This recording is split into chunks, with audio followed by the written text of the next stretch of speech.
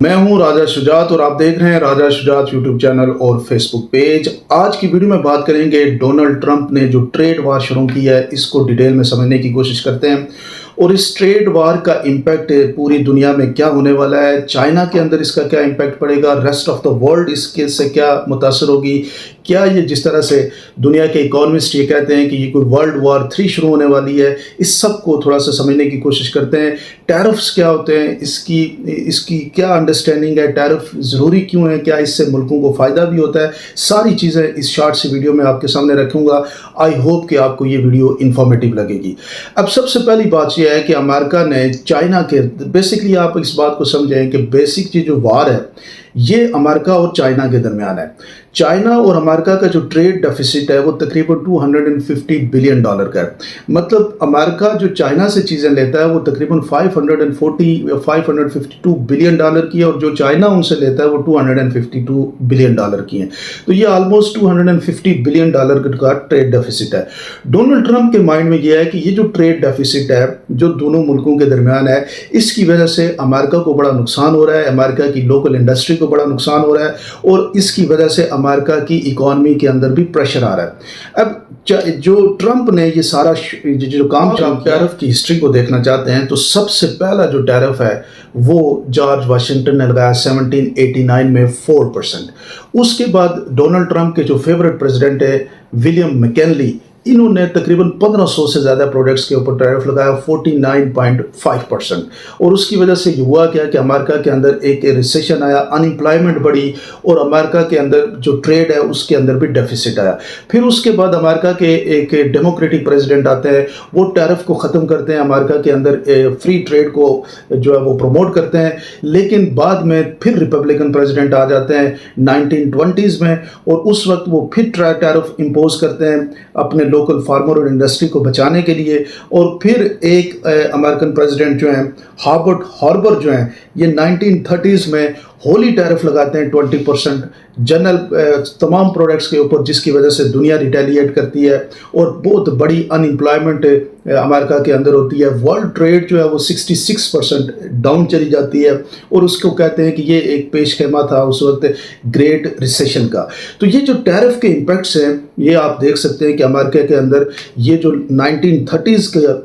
World war 2 کا بھی پیش خیمہ ثابت ہوا تھا، یہ جو ٹیرف وار تھی۔ اب 1930s کے بعد آج دوبارہ پھر ڈونلڈ ٹرمپ جو ہے یہ وار شروع کر چکے ہیں، اور تقریباً تمام ممالک کو آپ نے دیکھا ہوگا کہ انہوں نے جو پریس کانفرنس کی، اس پریس کانفرنس میں انہوں نے ایک پلے کارڈ اٹھایا ہوا تھا جس میں تمام کنٹریز کے نام لکھے ہوئے تھے، اور ان کنٹریز کے درمیان جو ان کا ٹریڈ ڈیفیسٹ تھا اس ٹریڈ ڈیفیسٹ کی بنیاد پہ پرسنٹیج نکال کے لیٹ سے جس طریقے سے امریکہ نے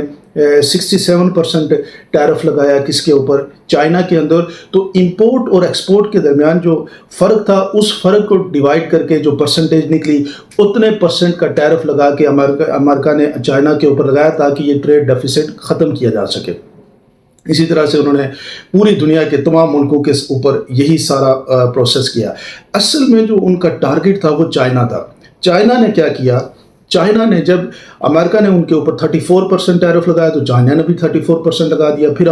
ڈونلڈ ٹرمپ نے کہا کہ یہ جو آپ نے 34% ہمارے اوپر ٹیرف لگایا اس کو ختم کرو۔ ایک دن کا 24 آور کا انہوں نے ٹائم دیا، اور چائنا نے بالکل اس کے اوپر اسی طرح سے وہ اپنی پوزیشن پر فرم رہے، انہوں نے کہا جی ہم نہیں ہٹاتے۔ پھر ڈونلڈ ٹرمپ نے 50% ان کے اوپر اور ٹیرف لگا دیا، 34 + 50%۔ تو چائنا نے ریٹیلیشن پہ پھر 34 جو انہوں نے لگا تھا اس کے اوپر 50% اور ان کے اوپر ٹیرف لگا لیا۔ تو یہ ساری جو وار ہے یہ پھر شروع ہو گئی۔ بیسکلی اگر آپ دیکھیں تو ٹیرف جو ہے اس کو آپ تھوڑا سا اور بھی ڈیٹیل میں سمجھیں تو 1980 میں اگر ہم بات کریں 1980s میں اور 1990 میں ساؤتھ کوریا کے اندر کیا ہوتا ہے کہ ان کے جو فارمر ہیں وہ اپنا جو رائس پروڈکٹ کرتے ہیں، وہ رائس کی اتنی جو پرائس ہے، جو رائس پروڈکشن کی جو پرائس ہے وہ میچ نہیں کرتی امریکن امپورٹ سے۔ تھائی لینڈ اور ویتنام کے سے جو چاول آتے تھے ان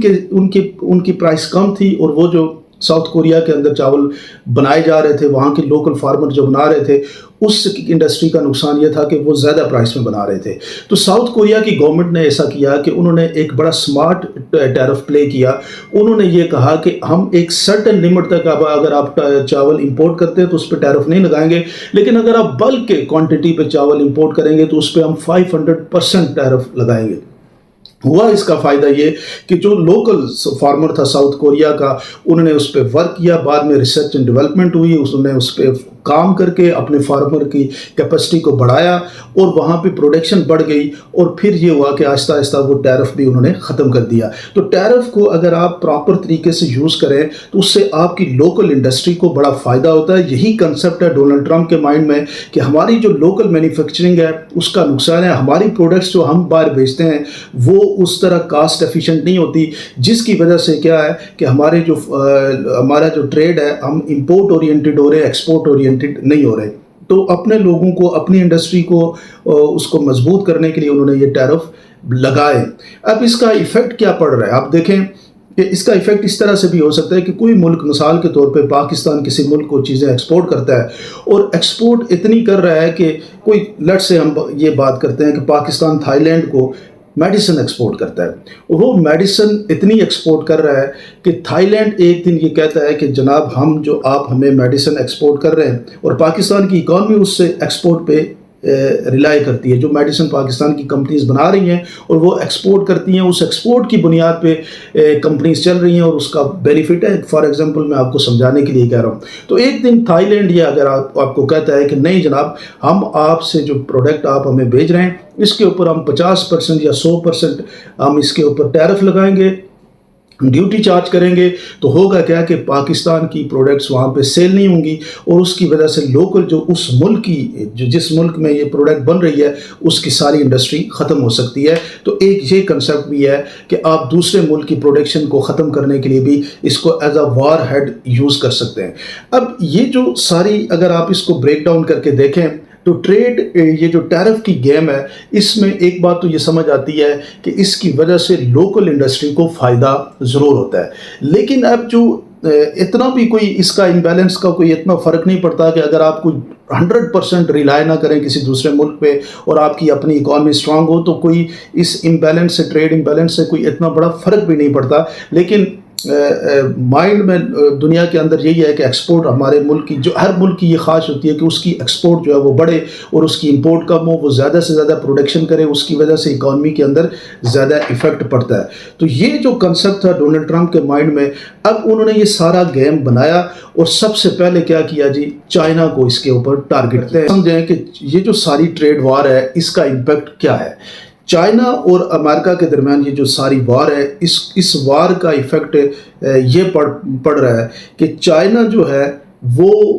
रिटेलिएट कर रहा है और डोनाल्ड ट्रंप भी रिटेलिएट कर रहे हैं। चाइना और डोनाल्ड ट्रंप की रिटेलिएशन के दौरान इफ़ेक्ट क्या पड़ रहा है, पूरी दुनिया की स्टॉक एक्सचेंज क्रैश कर गई। उस एक दिन में तकरीबन आपने देखा होगा कि जब जो एशियन स्टॉक एक्सचेंज है वो भी क्रैश कर गई, न्यूयॉर्क स्टॉक एक्सचेंज क्रैश कर गई, इसी तरह यूरोपियन स्टॉक एक्सचेंज क्रैश कर गई, यूके स्टॉक एक्सचेंज क्रैश कर गई, और इंडियन और पाकिस्तान भी स्टॉक एक्सचेंज उस वन डे के अंदर बिलियंस एंड ट्रिलियन डॉलर्स का नुकसान हुआ। तो इसका इफेक्ट दुनिया के अंदर, इससे वार का, अगर डोनाल्ड ट्रंप इसके ऊपर अमल करते हैं तो बहुत बड़ा इफेक्ट पड़ सकता है। लेकिन इसमें उन्होंने बड़ा एक स्मार्टली गेम भी की। आपने देखा होगा कि फिर उन्होंने एक प्रेस कॉन्फ्रेंस की और ये कहा कि हम, जो मुल्क हमारे साथ अच्छा बिहेव करेंगे तो हम उनको 90 डेज का टैरिफ पास करते हैं और यूनिवर्सल टैरिफ जो है वो 10% उनसे चार्ज करेंगे। उसको उन्होंने अपनी ट्विटर और फेसबुक के अंदर एक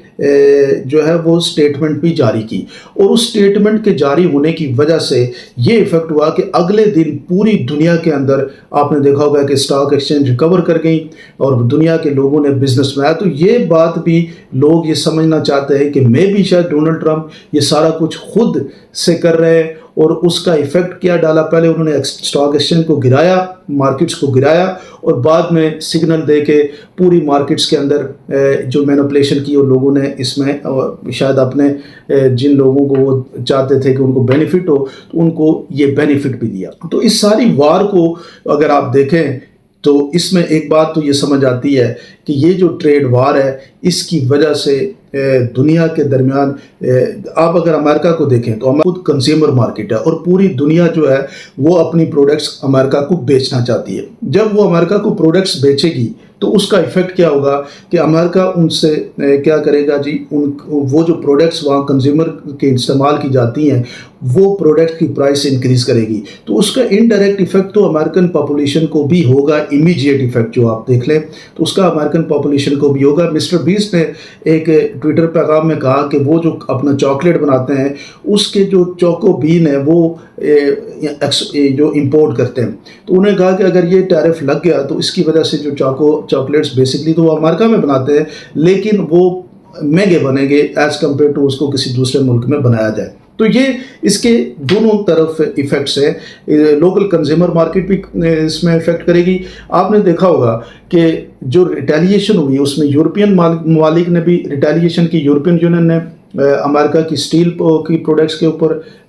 ڈیوٹی لگا دی، اور اسی طریقے سے جو کینیڈا تھا انہوں نے امریکہ کے اندر پولٹری اور اس پہ انہوں نے ڈیوٹی لگا دی، اور اسی طریقے سے چائنا نے امریکن کار مینوفیکچرنگ اور فارمرز کے اوپر ڈیوٹی لگا دی. یعنی ان جگہوں پہ، ان اسٹیٹس پہ یا ان لوگوں کے اوپر انہوں نے ڈیوٹی لگائی جہاں پہ جن لوگوں نے ڈونلڈ ٹرمپ کو زیادہ سے زیادہ ووٹ دیے تھے، تو ان کی کمپنیز کے اوپر ان تینوں ملکوں نے، یورپ نے، چائنا نے اور کینیڈا نے اپنی ڈیوٹیز لگائی. تو یہ ایک وار پوری لگی ہوئی ہے، اور اس وار کا ایفیکٹ ٹرمپ کے مائنڈ میں یہ ہے کہ وہ اپنے ملک کی جو انڈسٹری ہے، اپنے ملک کا جو پروڈکشن ہے اس کو انکریز کرنا چاہتے ہیں، اور اس کے ایفیکٹس کی وجہ سے پوری دنیا ایک ریسیشن کی طرف جا رہی ہے. کیونکہ امریکہ ایک بڑی کمپنی ہے، اپنا ایک بڑا ملک ہے، اس کی کنزیومر جو پرچیزنگ ہے وہ بھی سب سے زیادہ ہے،